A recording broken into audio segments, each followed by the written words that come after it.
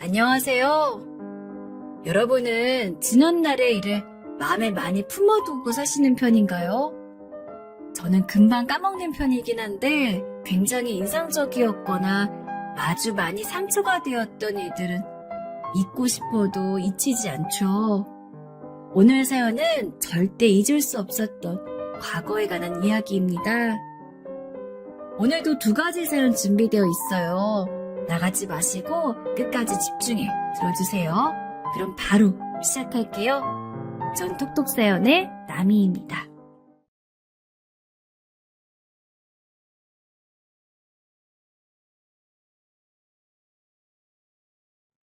안녕하세요. 전 40대 중반의 여성입니다. 결혼을 한 지는 이제 10년 정도 됐고 아들 하나가 있어요. 결혼했을 때 나이도 있고 해서 하나밖에 못 낳을 것 같았는데 그게 딸이었으면 했었거든요. 물론 지금 아들도 너무 좋고 사랑하지만 당시에는 아주 조금 속상했던 기억이 있어요. 물론 시어머니는 좋아하셨지만 말입니다.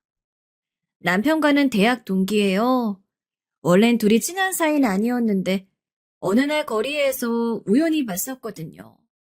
그때 남편이 차 한잔하자고 했고 저도 마침 시간이 비었던지라 차를 한잔했는데 그날 서로 굉장히 말이 잘 통한다고 생각했던 것 같아요. 전화번호를 주고받고 그 뒤로 몇 번의 만남이 더 이어지다 연애를 하고 결혼을 하게 되었습니다. 저와 남편은 흔히들 이야기하는 인류대를 낳았어요.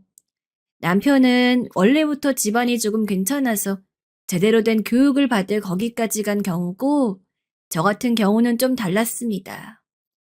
굳이 따지자면 집이 가난한 편에 속했는데 악착같이 공부해서 장학금을 받고 그 학교에 간 경우거든요. 학교를 다니는 내내 장학금을 놓치지 않기 위해 과외를 해가면서 독하게 공부했던 기억이 나네요. 그 때문에 저는 친한 대학 동기가 정말 없었거든요. 오죽하면 남편도 그날 거리에서 당신 보고 아닌 줄 알았잖아. 왜? 그냥 분위기가 너무 달랐다고 해야 하나? 그전엔 늘 어딘가 가거나 공부하거나 뛰어다니는 모습뿐이었거든. 늘 피곤해 보였고. 남편의 그 말에 제가 씁쓸하게 웃었습니다. 그때는 그럴 수밖에 없긴 했어. 제가 그렇게 된 이유는 단순히 저희 집에 가난했기 때문만은 아닙니다. 제가 성공에 대한 욕구가 정말 강했거든요. 그렇게 된 건 사연이 있긴 했습니다. 전 아주 어렸을 때부터 집안의 가난 때문에 놀림을 굉장히 많이 받아왔어요. 주변에 친구들은 늘 없었고 늘 혼자 놀았습니다. 어렸을 때는 저와 같이 놀아주는 친구가 없다는 사실이 그렇게 슬플 수가 없었는데 조금 크고 나서는 차라리 그게 행복한 일이었다는 것을 알게 되었어요. 중학교 입학과 동시에 엄청난 괴롭힘을 당했거든요. 이유는 하나였습니다. 난 네가 꼴 보기 싫어.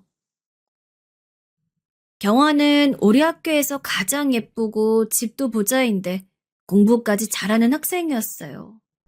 게다가 경화의 어머니는 학부모 위원이었기 때문에 학교에서의 영향력이 실로 어마어마했습니다. 그런 친구에게 전 중학교 입학 첫날부터 찍힌 겁니다. 이유는 그거였어요. 꼴 보기 싫다는 거 말입니다. 어느 날은 제가 용기 내서 물어본 적도 있어요. 왜? 왜 내가 꼴 보기가 싫어?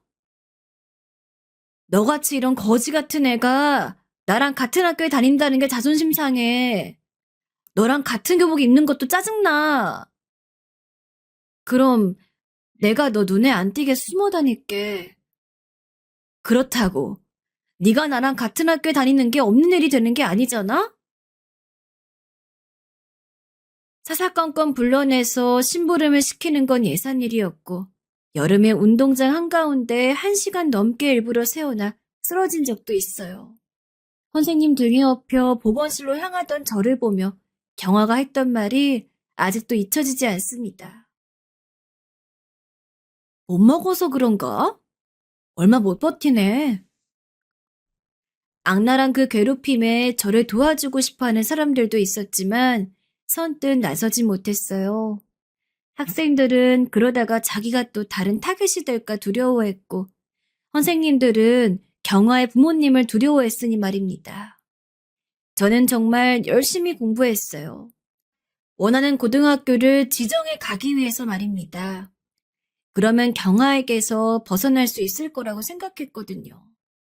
하지만 고등학교 입학식 당일 전 다시 한번 절망을 맛봐야만 했습니다. 뭐야? 네가 왜 여기 있어? 전 경아가 동네에 있는 가장 좋은 고등학교에 갈 거라고 생각했거든요. 소문도 그렇게 돌았고 말이죠. 하지만 경아는 옆 동네 학교에 왔더라고요. 제가 일부러 피해서 온 학교에 말입니다.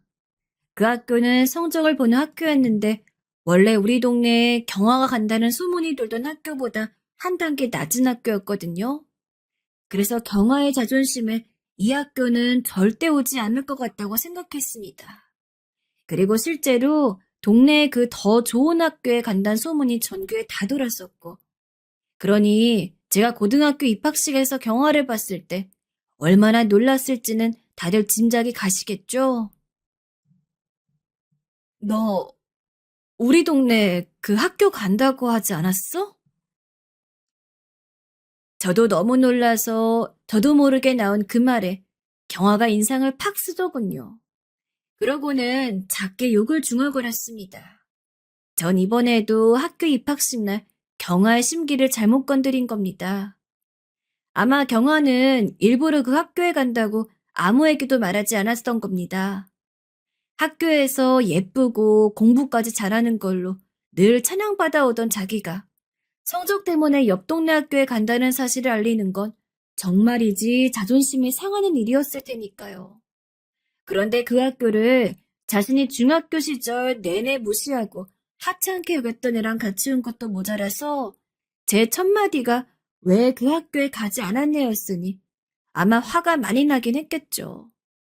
그래서 전 고등학교도 3년 내내 경아의 화풀이 대상이 되어야만 했습니다. 심심하면 불러내서 괴롭혔어요. 그러다 고3이 되면서부터는 저도 경아도 다 공부하느라 정신이 없었기 때문에 전 조금 해방된 기분을 맛볼 수 있었습니다. 하지만 그건 잠시였어요. 너 규민이랑 무슨 사이야? 규민이? 규민이는 전교 1등을 놓친 적 없는 이 학교의 수지였어요. 집안도 좋고 키도 크고 얼굴도 잘생겨서 문 여학생들의 동경 대상이 되는 아이였습니다. 무슨 사이냐니? 친하지도 않은데? 거짓말하지 마. 너 요즘 규민이랑 붙어 다니잖아. 그러고 보니 얼마 전 주번 기간이 겹쳐서 교무실에서 몇 번 봤었던 기억이 났습니다. 주번 기간이 겹쳐서 교무실에서 몇 번 본 것 말고는 없는데. 이게 진짜? 자꾸 거짓말할래? 경화는 그대로 저 얼굴에 손을 날렸어요. 짝하는 소리에 제 얼굴이 돌아가고 얼마나 세게 맞았던지 입술에서 피가 나왔습니다. 경아야. 너무 아프고 너무 놀라서 제 얼굴을 잡고 멍하니 그녀를 바라보고 있는데 멀리서 누군가의 목소리가 들려왔어요. 야, 이경아, 너 뭐 하는 거야? 규민이었어요. 규민인 그대로 저희 둘에게 달려와 제 앞에서 경아를 막아서고선 소리를 질렀습니다. 너 쟤 좋아해? 왜? 나를 거절하고 쟤를? 저 볼 거 없고 궁상 맞고 없어 보이는 애를 왜? 착해서 좋아한다. 왜? 내가 진숙이 안 좋아해도 너 같은 애를 좋아하는 일은 없어. 난 너같이 못된 애들이 제일 싫거든. 뭐라고? 너같이 이렇게 못돼 먹고 친구 때리는 거 아무렇지 않게 하는 애들이 세상에서 제일 싫어. 난 네가 그런 애라 싫은 거야. 규민이의 그 말에 경화는 규민이와 저를 살벌하게 노려보더니 그대로 자리를 떴습니다. 이게 무슨 영문인지 몰라 여전히 멍하게 있는 저에게 규민이가 말을 걸어왔어요. 괜찮아? 어? 어. 규민이는 놀란 저를 집까지 데려다 줬어요. 그리고 다음날 학교에 등교했을 때 전 엄청난 일을 겪어야만 했습니다. 쟤야? 쟤래. 미친. 학교에 어떻게 와? 나 같으면 뛰어내렸다. 야, 그런 애가 아니니까 그런 짓도 하고 다니지. 저를 보고 수군대는 시선들과 말에 도통 무슨 일인지 영문을 몰라 교실에 도착했을 때였습니다. 야, 너랑 같은 공간에서 숨 쉬는 것도 불교라니까 나가. 그게 무슨... 교실에 들어서자마자 시작된 엄청나게 저기가 느껴지는 시선들과 말에 제가 영문을 몰라 멍하게 있으니 누군가가 저에게 이거 못 봤냐며 종이 하나를 쥐어주더군요. 그리고 그 종이를 보고 전 그 자리에서 주저앉았습니다. 말도 안 되는 소리였어요. 제가 학교의 남학생들에게 돈을 받고 이상한 짓을 해준다는 것부터 밖에서는 원조 교제를 하고 있다는 내용들이었습니다. 누가 봐도 허무맹랑한 이야기들이었어요. 이걸 애들이 믿어? 제가 그렇게 멍하니 중얼거리니 그나마 반에서 저와 친분이 좀 있던 친구가 말을 하더군요. 이경 알지? 걔가 다 봤다면서 이야기하고 다니는데. 이거 진짜라고. 그 말을 듣자마자 벌떡 일어나 경화의 교실로 향했어요. 처음으로 그 아이를 가만둬선 안 되겠다는 생각이 들었습니다. 당장이라도 뺨을 때릴 수 있을 것 같은 기분이었어요. 드르륵 쾅 하는 소리와 함께 문을 열고 들어선 경화의 교실에서 경화는 친구들에게 둘러싸여 까르륵거리며 뭔가를 이야기하고 있었어요. 그리고 그 교실에 들어선 저를 보고도 눈 하나 깜짝하지 않더군요. 오히려 이렇게 말했습니다. 저기 오네. 이 이야기의 주인공. 경화의 그 말에 그 반 모든 학생이 저에게 시선을 돌렸습니다. 누가 봐도 경멸하는, 그리고 그 사이에 흥미진진해하는 눈빛이 느껴지는 시선들이었어요. 너 대체 무슨 말도 안 되는 이야기를 하고 다니는 거야? 제 그 말에 경화가 피식 웃으며 일어서더군요. 그러고는 정말 뻔뻔한 얼굴로 말했습니다. 어디가 말이 안 되는데 다 사실이잖아. 거기서 뭐가 사실인데? 야, 얘들도 다 믿어. 너같이 없이 사는 애가 무슨 수로 우리 학교 같은 곳으로 오고 그렇게 성적을 유지하는 거겠니? 학원 다닐 형편도 안 되는 애가 학원 안 다니고 그게 말이 안 되잖아? 그리고 내가 봤어. 너희 집 앞까지 남자들이 매번 너 데려다 주는 거. 맹세코 어제 규민이 한 번이었어요. 제가 한 적 없는 일을 했다고 하면서 저렇게 나오니까 정말 너무 당황해서 할 말이 기억도 안 나더군요. 증거 있어? 난 그런 적 없어. 내가 그 증거야. 친구들 그리고 선생님들이 내 말을 믿겠니? 네 말을 믿겠니? 경화는 자신만만하게 웃으며 그렇게 이야기하더군요. 그리고 경화의 그 자신만만함은 바로 증명이 됐습니다. 학교 친구들은 물론이고 선생님들 모두 제 말을 믿지 않았어요. 경화의 말 말고는 딱히 증거가 없었기 때문에 저를 몰아세울 수는 없었지만 지나갈 때마다 수군거렸습니다. 그걸 참지 못하고 교육청에 글을 올렸어요. 동급생의 괴롭힘 때문에 죽고 싶다고 말입니다. 하지만 그 또한 소용없었습니다. 너 미쳤니? 일을 이렇게 크게 만들어?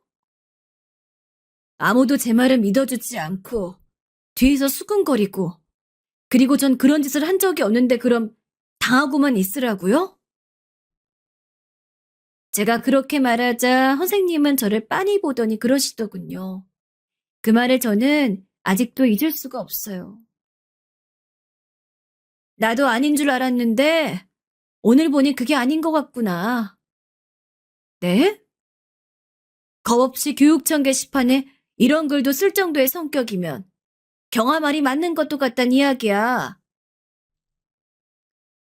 제가 충격으로 멍하게 있자 그만 가보라고 귀찮다는 듯 손짓하더군요. 그 뒤로 학교에 경아의 부모님이 방문했고 전 더더욱 상황이 몰릴 수밖에 없었습니다. 아무도 제 말을 믿어주지 않고 억울한 누명을 쓰고 있는 이 상황이 너무 억울해서 죽을 것만 같더군요. 그래서 규민을 찾아갔어요. 네가 해명 좀 해줘. 제발. 난 아무것도 모르는데 내가 뭘 해명해. 저를 좋아한다고 말했던 그마저 저를 모른 척했습니다. 이런 귀찮고 복잡한 상황에 끼어들고 싶지 않았겠죠. 어떻게 보면 자신 때문에 이렇게 커진 일이기도 한데 정말이지 싹 모른 척을 하더군요. 이젠 경아뿐 아니라 다른 아이들까지 저를 괴롭히기 시작했어요. 다 들으라는 듯 들리게 뒷말하는 것도 모자라 발을 걸어 넘어뜨리거나 일부러 저에게 걸레밥 물 같은 걸 붓는 일을 서슴없이 했습니다. 아마 고3의 스트레스를 저에게 푼 거겠죠. 그게 잘못된 거라는 걸 알면서도 말입니다. 그리고 한편으로는 경쟁자 한 명을 줄이고자 했던 마음도 있었을 테고요. 그렇게 저는 몇 달간의 지독한 괴롭힘과 악랄한 시선을 버티지 못하고 자퇴서를 제출했습니다.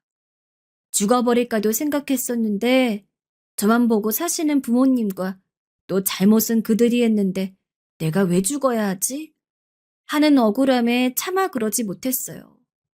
그리고 정말 이를 악물고 공부했어요. 그 결과 대한민국에서 가장 좋다는 대학을 장학금을 받고 들어갈 수 있었습니다. 물론 한 해 재수를 했지만 말입니다. 그런 사연이 있으니 제가 학교에 다니는 내내 얼마나 악에 받쳐 공부했는지 안 봐도 아시겠죠? 전 정말 성공하고 싶었어요. 그래서 더 이상 그런 무시를 당하고 싶지 않았습니다. 그 누구에게도 무시받지 않는 인생을 사는 것이 목표였어요. 그렇게 친구 하나 없는 대학 생활을 마쳤습니다. 이를 악물고 공부한 덕에 전 대기업 연구원으로 취직했어요. 남들이 보면 굉장히 성공한 삶이었습니다. 대학 4년 내내 장학금 받고 다녔고 졸업과 동시에 대기업 연구원으로 취직해서 남들보다 많은 연봉을 받았으니까요. 하지만 저는 거기서 만족하지 않았어요. 회사에 다니면서 대학원을 다니고 논문을 써 박사학위까지 땄습니다.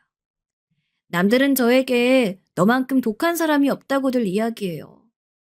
아시는 분들은 아시겠지만 대기업 연구직에 있으면서 대학원을 다니고 논문을 쓰는 건 정말 불가능에 가까운 일이거든요. 박사학위가 생기니 이직도 굉장히 쉽더라고요. 그래서 다른 대기업으로 굉장히 높은 연봉과 직급으로 스카웃이 되어 갔습니다.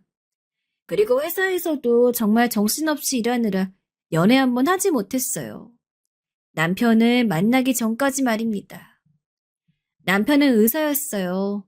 대학을 의과대학으로 가 그쪽으로 진로를 틀었다고 하더군요. 남편의 부모님들도 죄다 의사십니다. 그래서 의사 며느리 볼 줄 아셨는데 제가 인사를 갔을 때 조금 마음에 안 들어 하시는 게 티가 나긴 했어요. 게다가 제가 나이도 좀 있으니 아이를 가지는 부분에서 걱정도 되셨을 것이고 말입니다. 하지만 지금은 그 누구보다 저를 예뻐해 주셔요. 나는 너같이 열심히 사는 애들이 정말 좋다. 라는 말을 자주 하시곤 합니다. 제가 열심히 사는 걸 보면 의욕이 생긴다고 하시며 말이죠. 경아를 포함해서 저를 괴롭히던 몇몇 친구들의 근황은 모릅니다. 사실 알려면 알 수는 있지만 굳이 알고 싶지 않았어요. 앞만 보고 달려오다 어느덧 30이 넘었고 정신을 차리고 보니 이 나이가 되었는데 이 나이쯤 되니까 용서가 된 건 절대 아니지만 찾아서 어떻게 할 건가 싶은 마음이 들더군요. 어차피 용서할 마음도 없는데 인제 와서 사과받고 싶은 생각도 없고 게다가 그런 인성들이라면 분명히 반성이라고는 하지 않을 텐데 그 모습을 보며 또 괴로워하고 싶지도 않고요. 그냥 제가 지금 잘 사는 게 최고의 복수라고 생각하며 하루하루 열심히 살았어요. 남편에게 언젠가 한번 제가 과거에 겪었던 일을 이야기한 적은 있습니다. 그랬더니 남편은 저보다 더 화를 내더군요. 심지어 눈엔 눈물까지 맺혀서요. 복수하고 싶지 않아? 내가 도와줄게. 그런 것들 가만두면 안 돼. 이제 세월이 이만큼 다 지나서 나를 기억할지 안 할지 모르는 애들한테 무슨. 그리고 다시 얼굴 보고 싶지도 않아. 애초에. 어렸을 때는 참 복수심에 불타올랐던 시절도 있었는데 시간이 지나니 흐려지는 것들도 있더라고요. 하지만 남편은 도저히 참아지지가 않는 모양이었습니다. 어느 날 저희 집 앞으로 온 우편물을 보고 정말이지 깜짝 놀랐습니다. 이게 뭐야? 뭐긴 뭐야. 당신 고등학교 동창 모임 오라는 거지. 이게 나한테 왜 와? 난 졸업생도 아닌데? 내가 학교 알아보고 동문회에 전화했더니 입학 기록에 있다고 보내준다 하던데? 지금 나랑 이 동창 모임에 가자고? 어, 부부 동반이래. 내가 진짜 가서 당신 기 제대로 살려줄게. 남편은 물러설 생각이 없어 보였습니다. 그 모임에 기필코 가고야 말겠다는 듯 굴었어요. 저는 몇 번이고 망설였지만 사실 저도 좀 궁금하기도 했거든요. 걔들이 다 어떻게 살고 있는지 말이에요. 그래서 가기로 했습니다. 마음은 그렇게 먹었지만 막상 모임 날이 다가오니 무섭긴 하더군요. 그리고 긴장도 많이 됐습니다. 전 남들이 보기엔 분명 성공한 삶을 살고 있긴 하지만 그들이 보기에는 또 어떨까 싶어 한없이 작아지는 기분이 들었어요. 그런 제 마음을 알았는지 남편이 제 손을 꼭 잡아줬어요. 당신이 저기서 제일 잘났을 거야. 난 알 수 있어. 어떻게, 어떻게 알아? 당신이 제일 열심히 살았을 테니까 그건 안 봐도 뻔한 거잖아. 왜인지 모르게 남편의 그 말에 눈물이 나올 것 같더군요. 그렇게 남편의 말에 용기를 얻고서는 남편의 손을 꼭 잡고 모임 장소로 나갔습니다. 너무 대놓고 명품으로 휘감고 다니는 것도 없어 보일 것 같아 최대한 신경 쓴 차림새였어요. 시어머니에게 선물 받았던 원피스와 이번엔 남편이 사준 아주 비싼 가방, 그리고 오전부터 샵에 들려 헤어와 메이크업을 받았습니다. 모임 장소에 도착해서 심호흡을 한번 크게 하고 그 안으로 들어갔어요. 저희 부부가 조금 늦은 듯 그 안은 이미 시끌벅적했습니다. 어? 이게 누구야? 진숙이 아니야? 제가 남편의 손을 잡고 멀뚱히 서 있는데 누군가가 크게 소리쳤습니다. 그와 동시에 가게 내부에는 잠깐의 정적이 흐르더니 모든 시선이 저와 남편에게로 집중됐어요. 어머, 진수가 진짜 너야? 세상에, 이게 얼마만이니? 친구들이 하나둘 아는 척을 해오더군요. 사실 저는 그렇게 아는 척을 해오는 친구들도 놀라웠어요. 저라면 과거에 그런 짓을 했던 친구에게 절대 저렇게 친한 척, 아는 척을 못 해왔을 텐데요. 하나둘 저를 알아보고 인사를 나누는 사이 어디선가 저를 빤히 보는 시선이 느껴져 고개를 돌렸어요. 그리고 전 단번에 그녀가 누군지 알아볼 수 있었습니다. 이경아. 제가 작게 중얼거렸어요. 그 소리를 들었는지 남편도 제가 바라보고 있는 쪽을 보더군요. 그리고 그쪽으로 방향을 잡았습니다. 어머, 진수가. 진짜 오랜만이다. 이게 얼마만이니? 경화는 특유의 그 가식적인 웃음을 지으며 제게 인사를 해오더군요. 그 얼굴만 보고서도 단번에 알 수 있었습니다. 그녀는 하나도 변하지 않았다는 사실을 말입니다. 그 모임의 주인공은 저였어요. 친구들이 하나같이 너무 놀라더군요. 처음에는 제가 재수를 해서 그 좋은 대학에 갔다는 거에 한 번 놀라고 박사학위까지 따서 지금은 대기업 연구원으로 있다는 것에 두 번 놀라고 남편이 의사라는 것, 남편의 집안이 의사 집안이라는 것에 세 번 놀랐습니다. 하긴 진숙인 그때도 엄청 열심히 하긴 했지. 야, 나는 너 성공할 줄 알았다. 그니까 엄청 독하게 공부했잖아. 아, 이거 칭찬이야, 칭찬. 다들 자신이 과거에 무슨 짓을 했는지 잊었다는 듯 제 앞에서 아부 아닌 아부를 하기 바빴어요. 특히 남편이 대학병원 교수로 있다는 걸 알게 된 뒤 어떻게라도 친하게 지내고 싶어 하는 게 보였습니다. 대학병원에 아는 사람 한 명만 있어도 엄청난 인맥이라는데 심지어 교수님이면 엄청난 거 아니야? 그니까 진수가 우리 자주 보자. 왜 이제 안 왔어? 그렇게 말하는 그 친구들의 입을 정말 막고 싶은 기분이 들었지만 그래도 참았습니다. 하지만 그 엄청난 아부의 대열에도 끼어들지 않은 한 사람이 있었어요. 바로 경아였습니다.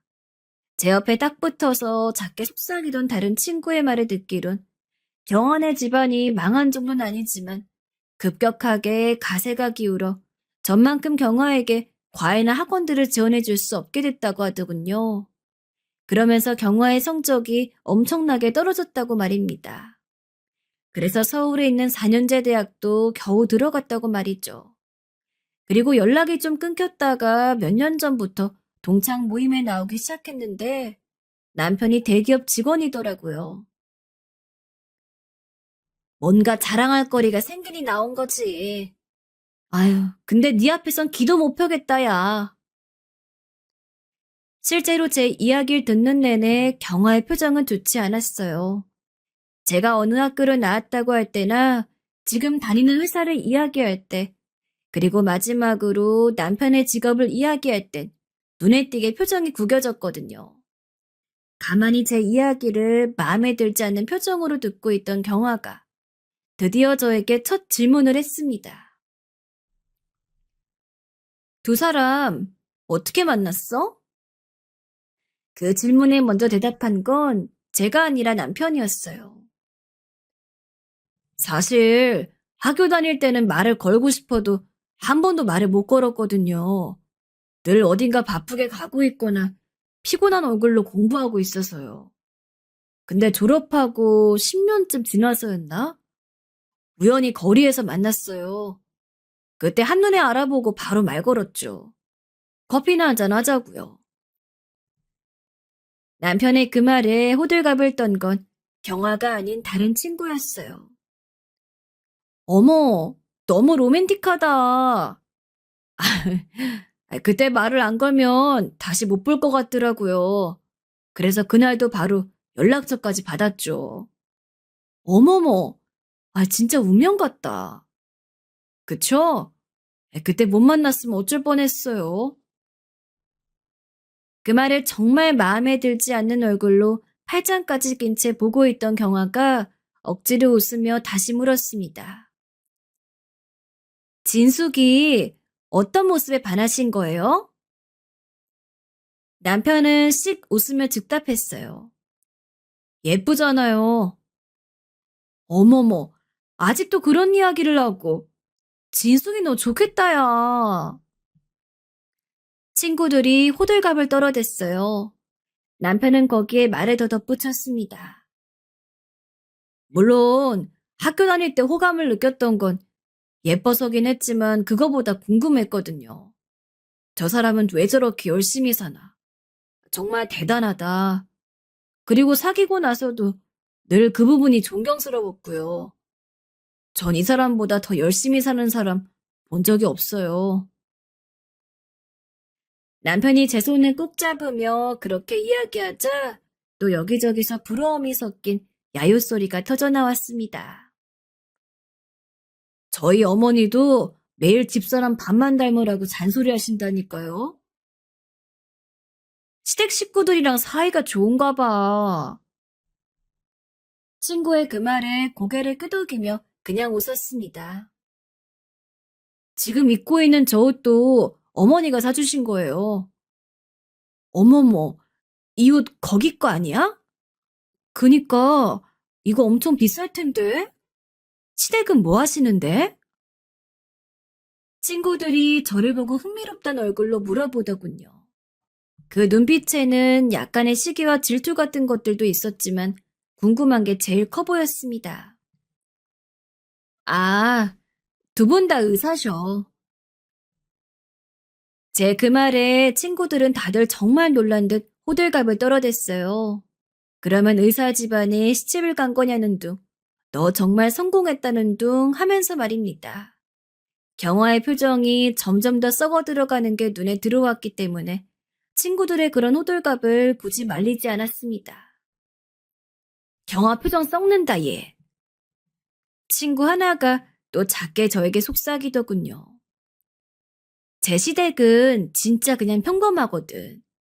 예전에 잘 살았으니까 눈은 아직 그 위에 있는데 현실이 안 따라주니까 맨날 명품 들고 다니는 여자들 보면서 욕이나 하고 살고 있어. 그게 다 지가 못 들어서 그런 거라는 거 우리가 모를 줄 알고? 사실 우리 중에서도 쟤보다 괜찮게 사는 애 꽤 있는데 하도 지랄하니까 말을 못하고 입 다물었잖아 그냥. 아까도 너 들어오는데 너 입은 옷이랑 들고 있는 가방부터 보더라. 경화는 화가 나서 도저히 자리에 못 앉아 있겠는지 벌떡 일어나 화장실에 가더군요. 그리고는 맥주를 주문했는지 잠시 뒤에 맥주를 들고 와 벌컥벌컥 마시기 시작했습니다. 친구 하나가 그런 경화를 힐끗 보곤 씩 웃더니 일부러 들으라는 듯 저를 향해 물었어요. 친구들은 여전히 누구 하나 잡고 괴롭히는 걸 즐기는 듯 보이더군요. 물론 이젠 그 대상이 제가 아니라 경화인 듯 했지만 말입니다.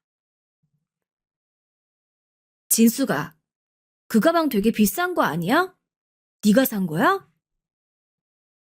그 말에 제가 대답하려는데 남편이 먼저 하더군요. 올해 결혼기념일에 제가 사줬어요. 어머머머, 너무 부럽다. 매년 결혼기념일에 선물해 주시는 거예요? 저 같은 사람이랑 결혼해줘서 고마우니까요. 친구들은 또 부럽니 어쩌니 하면서 떠들어댔어요. 그러면 진숙이나 옷장엔 그런 가방이 도대체 몇 개냐 하면서 말이죠. 진숙이 진짜 성공했네. 자기 노력으로 학교도 그렇게 좋은 학교에 가. 박사학위도 받아서 대기업에서 대우받으며 일하고.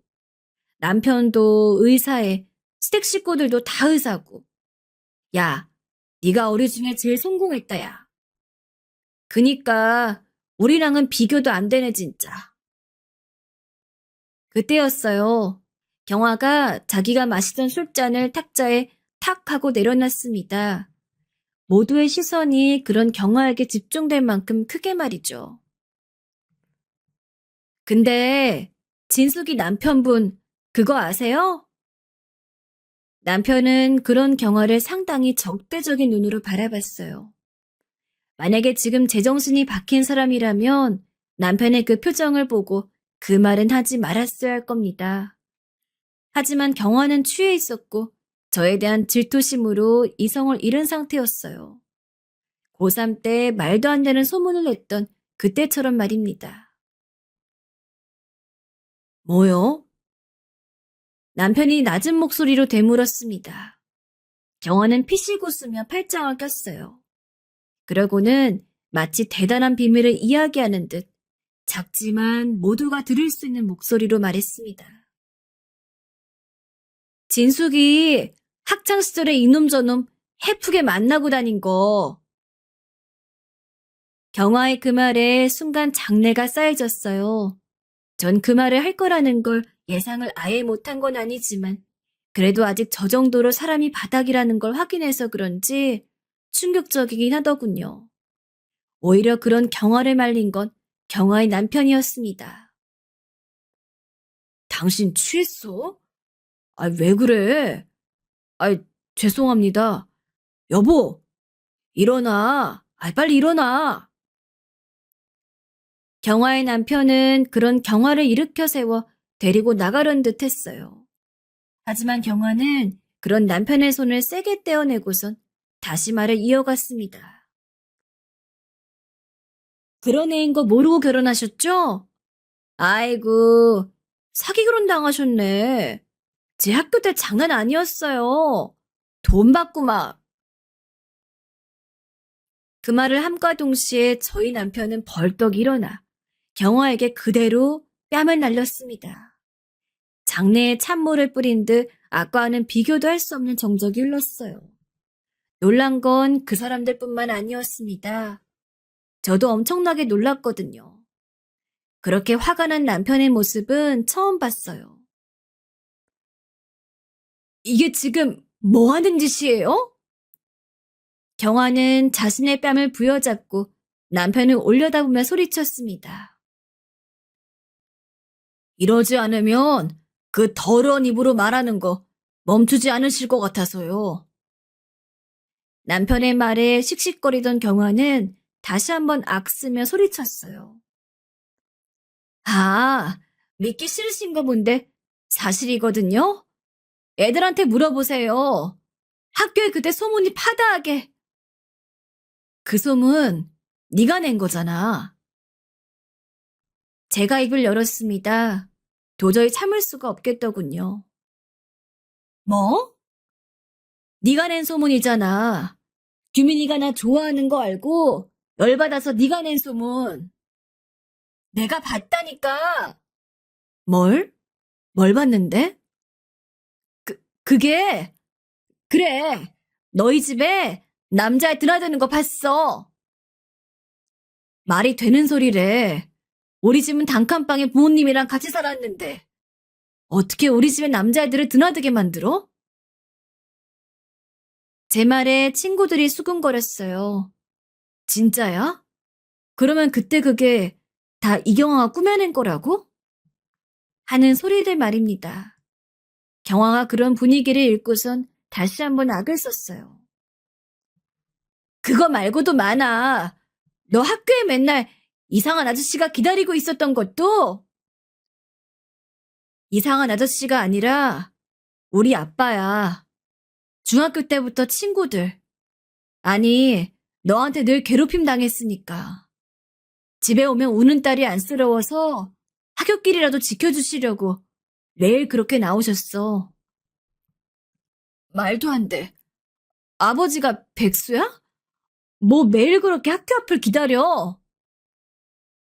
우리 아버지 한쪽 다리가 불편하셔서 어머니가 대신 돈 버는 거 네가 그걸로 맨날 너 아버지 병신이라며 하면서 막말해놓고 기억이 안 나니?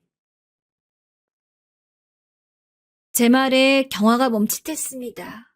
그리고 경화의 남편이 경화를 보며 말했어요. 당신 이게 다 진짜야? 아니야. 아니라니까? 야, 네가 무슨 수로 학원도 안 가고 과외도 안 받고 전교 등수가 나보다 잘 나올 수 있어. 뒤에서 다 받았잖아. 그 돈 다 어디서 난 건데? 난 한 번도 그런 걸 받은 적이 없어, 경아야. 내가 너 때문에 학교 자퇴하고 1년 동안 혼자 공부해서 대한민국에서 제일 좋다는 대학 간 거 보면 모르겠니? 난 너랑 달라. 돈 처발라서 한 공부가 아니라 진짜 노력해서 내 실력으로 한 공부야. 경아가 처음으로 입을 다물었습니다. 제가 나온 학교가 그 증거였으니까요.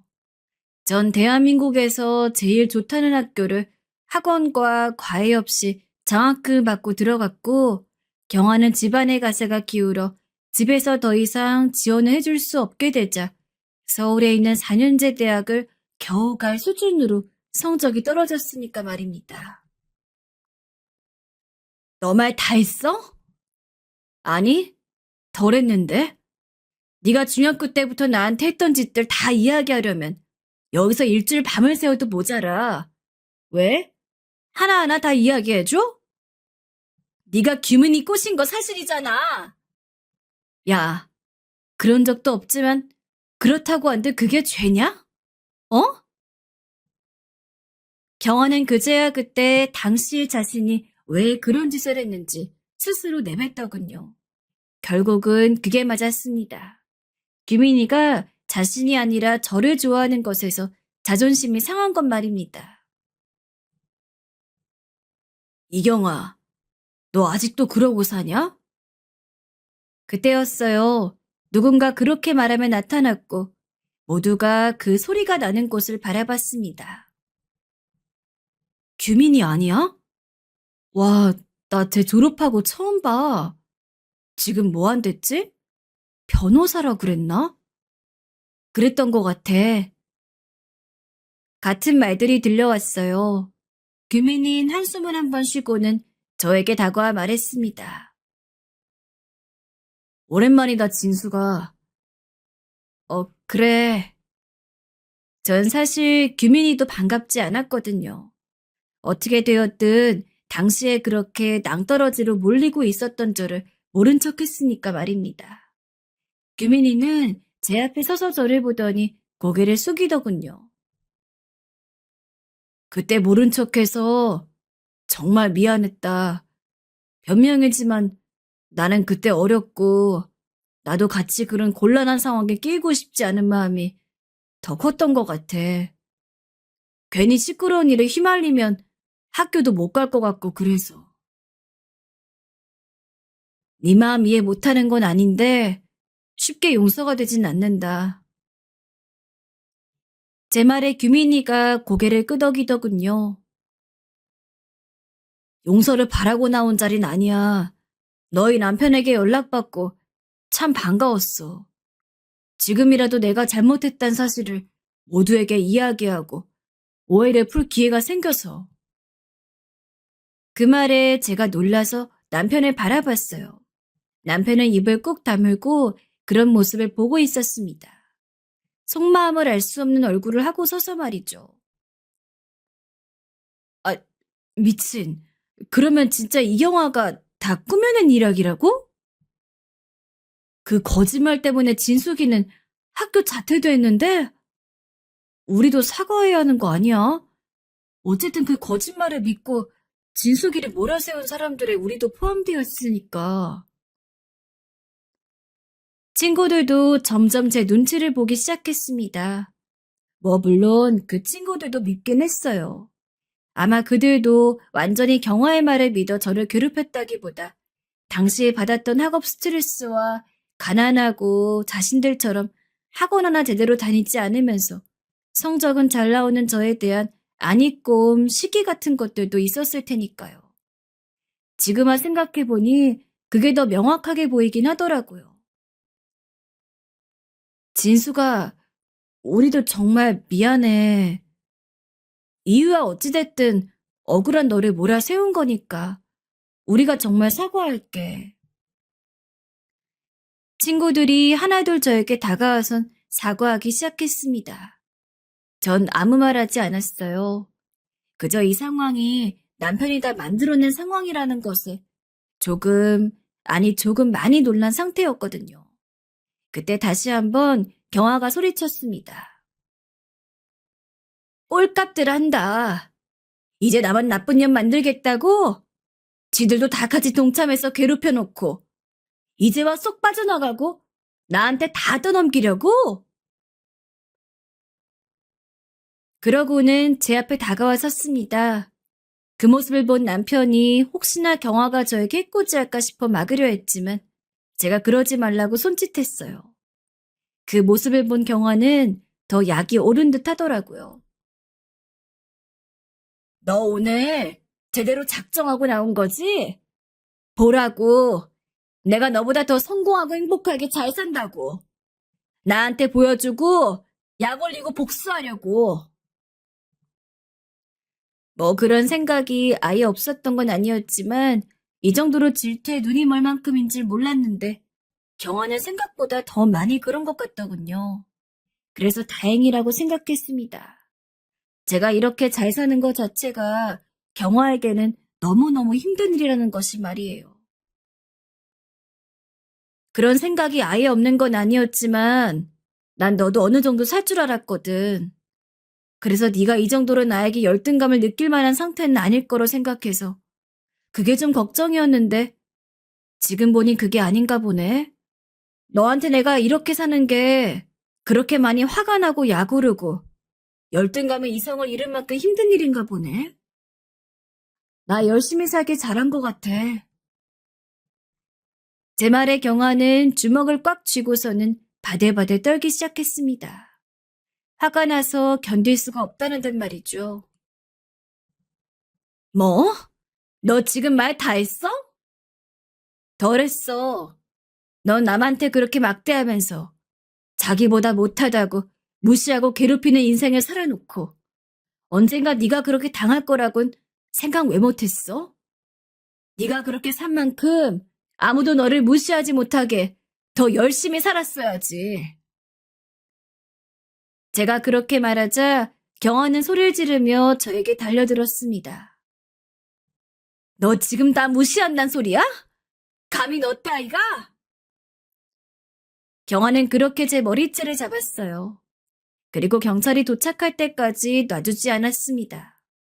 남편과 친구들이 말렸지만 소용없었어요. 사과하세요. 못해요. 사과하시면 단순 싸움으로 그냥 훈방조치 될 텐데 경찰서에 더 있고 싶으세요? 경화는 경찰서에 가서도 고집을 부리더군요. 저에게는 절대 질 수 없다는 듯 말입니다. 제 남편이 저 먼저 때렸거든요? 하면서 경화가 자기 볼을 경찰에게 들이밀었어요. 경찰이 남편을 바라봤습니다. 남편은 고개를 끄덕이며 시인했어요. 그건 제가 잘못했습니다.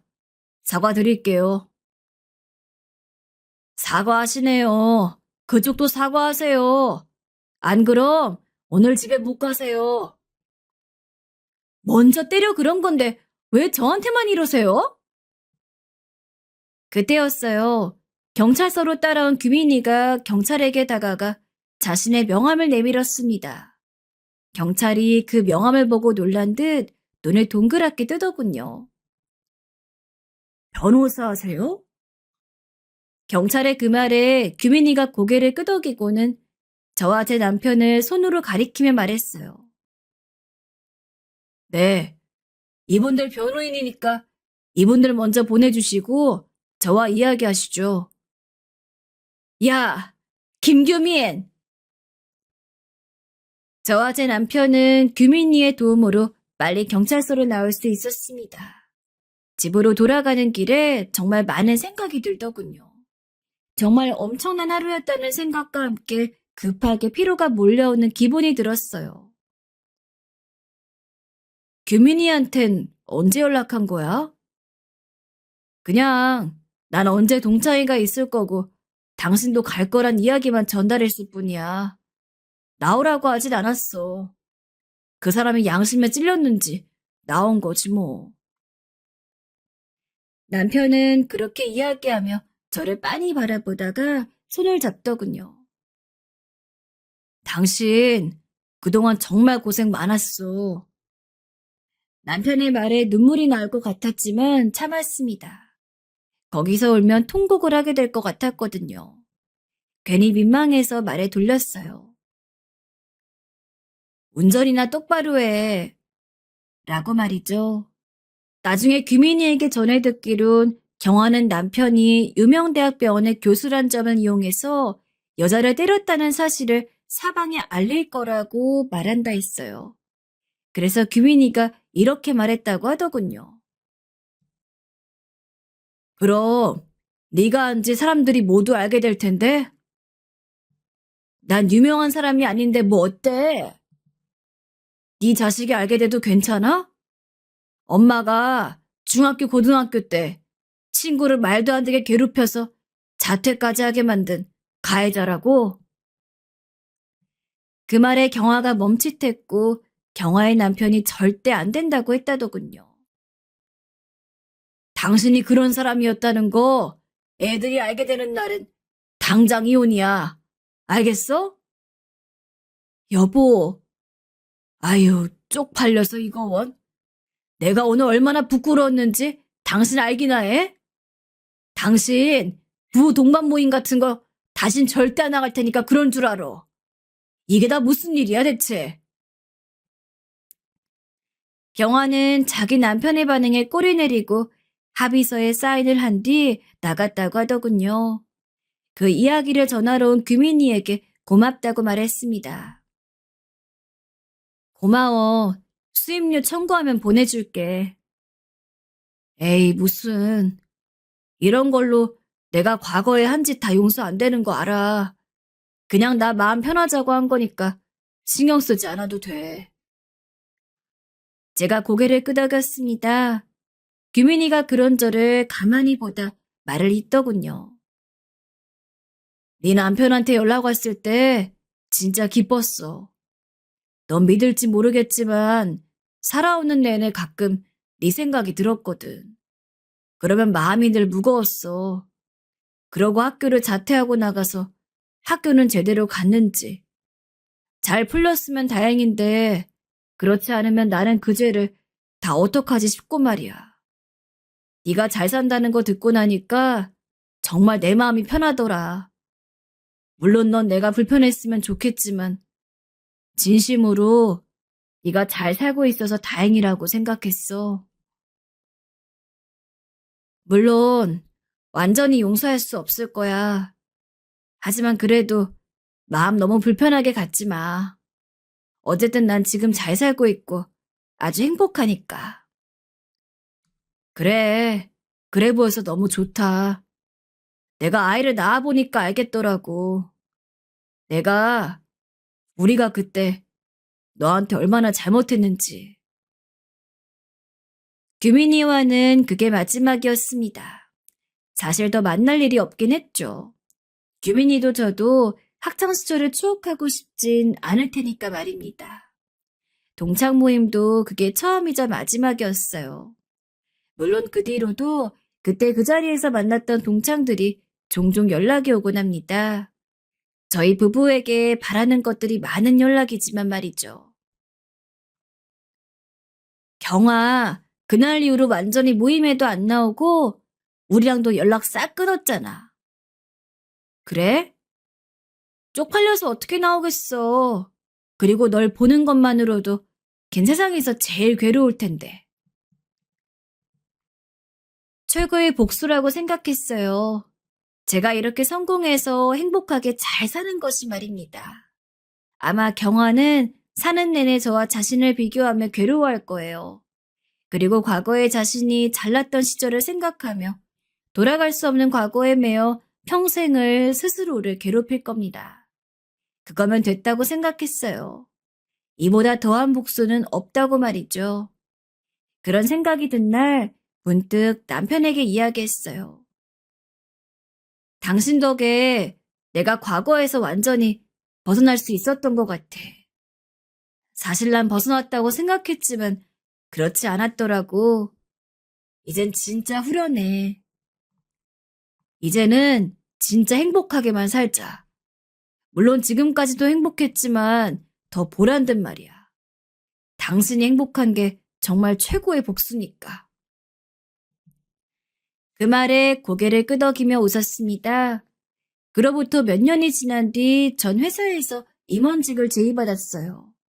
제 나이에 받을 수 있는 최고의 대우였습니다. 남편도 정교수가 된 지 얼마 안 되었던 때였거든요. 집안의 겹경사라고 시댁 식구들 모두를 모시고 근사한 식당에서 식사를 마치고 나오는 길이었어요. 어? 어? 양손에 무겁고 큰 장바구니를 든 경화와 마주쳤습니다. 다시는 만날 일이 없는 줄 알았는데 우연이라는 게 참 얄궂죠. 우리 며느리 최연소 임원이래요, 글쎄. 당신 그 이야기 아까 밥 먹으면서도 수십 번 했어. 너무 대견해서 그렇지. 너무 대견해서. 시어머니는 그렇게 말하며 제 엉덩이를 툭툭 쳤습니다. 전 경화에게서 시선을 돌려 웃으며 말했어요. 아범 칭찬도 해주세요. 정교수 된 건데. 저 자식이야 되든 말든. 그렇게 애써 키웠는데 그 정도는 해야지. 너 같은 애가 대단한 거고. 에이, 아버지, 진짜 며느리만 너무 예뻐하신다. 남편이 싫지 않은 우는 소리라며 시부모님 두 분을 차에 태웠어요. 그러고는 남편도 운전석에 탔습니다. 당신 안 타? 어느새 돌아서서 가고 있는 경화의 뒷모습을 보다 남편의 그 말에 얼른 차에 탔어요. 그렇게 차로 경화를 지나쳐가며 백미러로 그녀의 얼굴을 힐끔 봤습니다. 정말이지 침울해 보였어요. 왜? 누구 아는 사람이야? 남편이 경화의 얼굴을 미처 보지 못한 듯 물었습니다. 아니, 그냥 아는 사람인가 하고 봤는데 아니네. 그렇게 말하고 창밖을 멍하니 바라봤어요. 저와 경화의 만남은 이게 마지막이었습니다. 아마 그날도 그녀는 많이 괴로웠겠죠. 제 이야기는 여기까지입니다. 전 들여다볼 수 없었던 제 과거와 그렇게 화해했어요. 전 아마 상당히 운이 좋은 편에 속할 겁니다. 하지만 여러분, 언제나 기억하세요. 최고의 복수는 내가 행복한 것이라는 거 말입니다. 긴 이야기 들어주셔서 감사합니다. 행복한 하루 보내시길 바랄게요.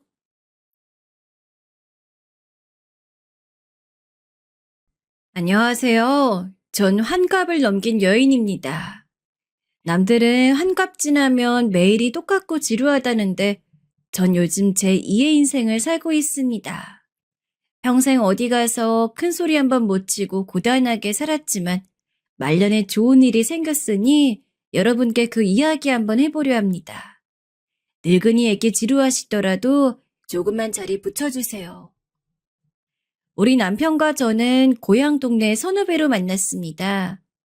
우린 서로 이웃 동네에 살았는데 탁 트인 벌판을 두른 구릉을 따라 마을 간의 거리가 멀지 않아 자주 만나 어울려 놀았지요. 남편은 어렸을 적부터 골목대장이었습니다. 공부도 학교에서 제일 갈 정도로 잘했고 중학생 때부터 키가 훤칠해져서 임금면에 소문이 날 정도로 인물이 좋았지요. 저는 그냥 철없는 말괄량이었습니다. 또라이 여자애들처럼 조신하지도 내숭을 떨 줄도 몰랐죠. 그냥 오빠들 따라 놀러 다니면서 남자애들처럼 자랐어요. 남편은 중학생 때부터 마을에 일이 있으면 꼭 불려다녔어요.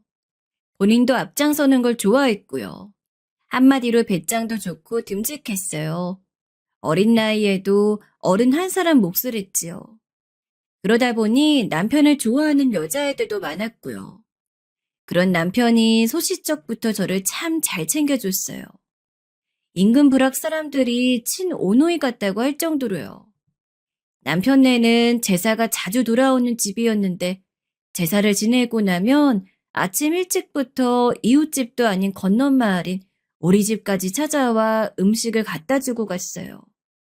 저희 집은 가난해서 뭘 챙겨줄 게 없는데도 제사 때마다 거르지 않고 그러니 저희 부모님께서는 미안해하면서도 남편에게 참 고마워했어요. 그렇게 저를 잘 챙겨주던 사람이 고등학교에 들어가기 위해 대처로 나가버리고 난 후 전 참 지내기 따분했습니다. 주말이나 방학처럼 남편이 집에 들르면 혹시 남편이 놀러 나오나 싶어 아침 일찍부터 동네 어귀에 나가 서성이곤 했습니다.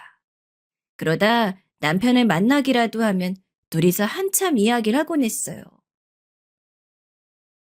금수가, 내가 말이다. 오늘은 이런 걸 배웠거든? 한번 읽어볼래? 우와, 오빠 이 시 멋지다. 나도 맨날 이런 거 배우고 싶다.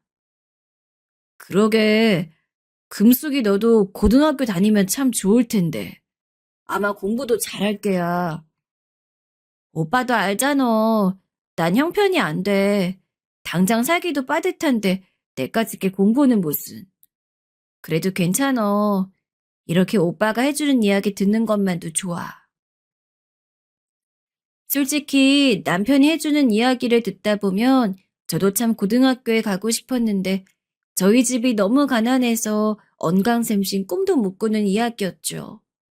저희 집은 땅도 없이 남의 농사를 도와주며 하루하루 버티는 집이었어요. 그래서 저도 중학교를 그만두고 시내로 나가 외갓집에서 지내며 일을 했어요. 덕분에 남편과 자주 만날 수 있게 되었죠. 데이트를 해야 별것도 없었어요. 강변에 있는 정자에서 하루 종일 이야기를 하다가 어디로 걷다가 그러는 게 전부였지만 남편과 둘이 앉아 이야기만 해도 좋았어요. 어렸을 적엔 그냥 멋진 오빠라고만 생각했는데 나이가 차면서 서로를 바라보는 시선이 달라진 것 같아요. 그건 남편도 마찬가지였고요. 남편이 고등학교를 졸업하고 시내에 직장을 잡게 되면서 우린 연인 사이가 되었습니다. 그런데 아무래도 꼬리가 길면 밟힌다고 동네 사람들이나 외갓집 어른들의 눈을 영영 속일 수가 없었어요. 동네에 저랑 남편이 연애한다는 소문이 나게 되자 남편은 결혼을 서둘렀습니다. 그런데 남편 집안에서 결혼을 반대했어요. 어렸을 적에는 시댁 식구들도 저를 좋아하셨기 때문에 쉽게 승낙을 받을 줄 알았는데 저희 집이 너무 가난해서 도저히 결혼을 허락할 수가 없다고 했어요. 그때쯤 친정아버지께서 일을 배우신다고 저희 집은 이미 고향을 떠난 뒤였지만 워낙에 시골 생활이라는 게 누구네 집 숟가락이 몇 개인지까지 다 알 정도라 그런 가난뱅이 집에 장가들 이유가 뭐 있냐며 극심하게 반대를 했다고 해요. 심지어 저희 아버지를 만나자고 하셔서 둘은 절대 결혼 못 시키니 딸 간사라고 하셨대요. 얼마나 난리를 쳤는지 나중에 친정집 집안 형편이 좀 피고 나서도 아버진 그때 일만 생각하시면 진저를 치시곤 했죠.